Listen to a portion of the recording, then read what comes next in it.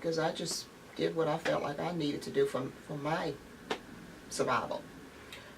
I got caught up in a rift because a reduction in force because I did not have the time and the tenure that some of the senior people had. So after about a couple of years working as a writer-editor, I got caught up in this rift, and I was scared to death, thinking, oh my God, I'm going to lose my job. I don't have, well, I was living at home with my parents, but I thought, I can't do this. I have car payment. I can't do this. But as it turned out, it was the best thing ever happened to me. And I've since learned that everything happens for a reason. And usually we don't know why they happen. But in my lifetime, in my career, it seems like everything that has happened to me has turned out to be better than I could have imagined. So here I was again, thinking I'm not going to be employed.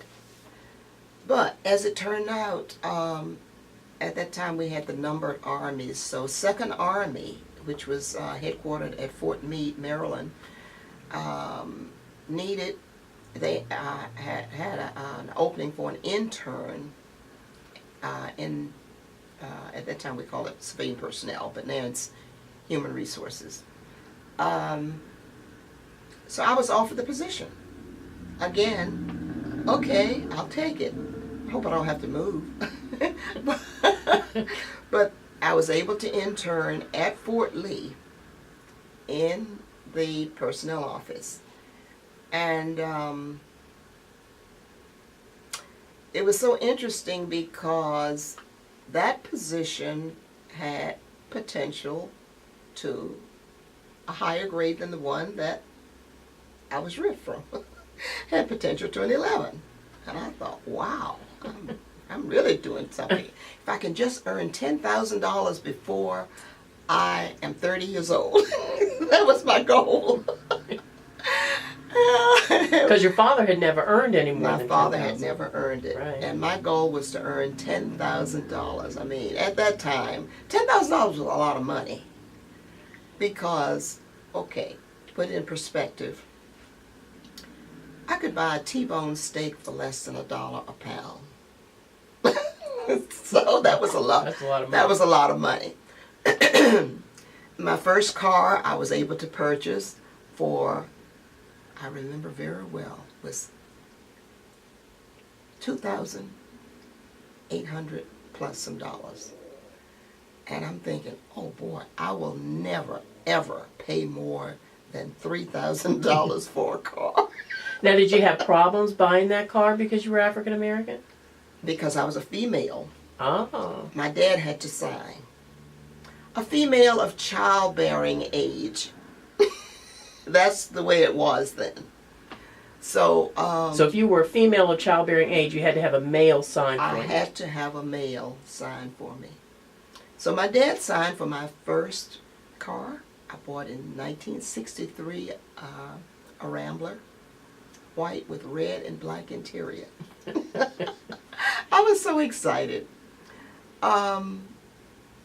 Things were really happening, and it was during that time that, you know, of course, the Civil Rights Act had not been passed, but there were so many things going on that we knew that, you know, it was like, I think I compare it to a storm. You hear the thunder, you see the lightning, you know something's going to happen. And of course, it was during that time that there was this big march on Washington, and Dr. King gave his famous speech. We were allowed to take the day off if we wanted to, either go to D.C. or to, I chose to stay at home because I didn't feel like being in that big crowd on that hot summer day. Did you watch it on TV? I watched on TV, and it was like, yes, yes. And then, of course, you know, everything else is history. Yeah, yeah. Let's go back to when you came up to this area. You moved up here, And I think you moved to South Capitol Street and the issues you had, or the issues you had with trying to get housing. Right. So give me the date and the issues that you had. Okay. I moved from Fort Lee in 66, March of 66. And I took a position at Andrews Air Force Base, and still in the same area of personnel. I wanted to rent an apartment. Well, my first apartment was off of South Capitol Street, but after a year, I had a roommate, and so she and I decided we wanted to rent an apartment